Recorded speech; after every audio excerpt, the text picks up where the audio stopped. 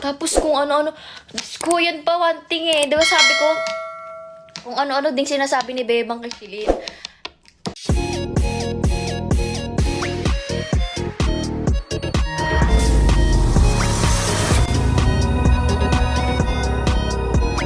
Tapos kung ano-ano, Diyos ko, yan pa one thing eh. Diba sabi ko, kung ano-ano ding sinasabi ni Bebang kay Shilin.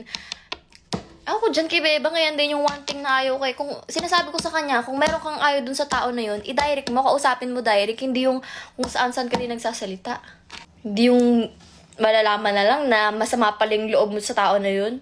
Sa ibang tao pa namin malalaman. Di mo na lang i-direct, di ba? Meron ng explanation si Shilin doon. Ano bang sinabi? Ang ginawa kasi ni Shilin, nag-usap-usap lang naman, tinanong niya lang naman, kung parang, ay, sinong iboboto niyo, ganyan-ganyan. O, di, sinabi nila kung sino iboboto nila. Eh, parang, karamihan kasi doon sa tao na yun, parang choice, si Bebang, si ganto, si ganyan. Wala siyang sinusunod, Diyos ko naman. Don't get me wrong sa mga ano dyan, baka sabihin niya na naman, ay, one-sided, si ganto, si ganyan, si ganyan. Tutulungan nila yung kapatid ko. Kapag alam ko namang nasa tama naman yung kapatid ko, at kung mali nila, papagtanggol ko yung kapatid ko. Pero kung mali ng kapatid ko, pagsasabihan ko rin syempre. Pero huwag niyong inaagrabyado. Kapag mali kayo, tanggapin yung mali niyo, mag-sorry kayo. Diba? Ganun kadali. Hindi yung ikaw na nanakit, ikaw pa may lakas ng loob na maganyan. Pasa? Paano nagkapasa si Bebang? Paano? Panoorin niyo sa live kung ano nangyari dun.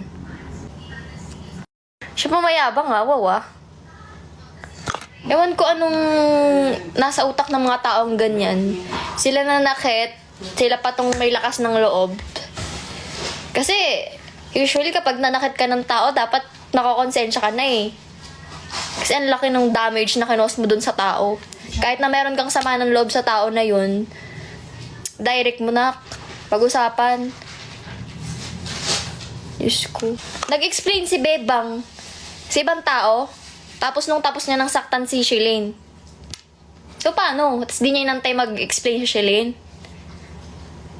Give chance to others. Yung gusto mo yung side mo lang yung marinig. Paano naman yung side ng ibang tao? Di ba parang unfair naman nun?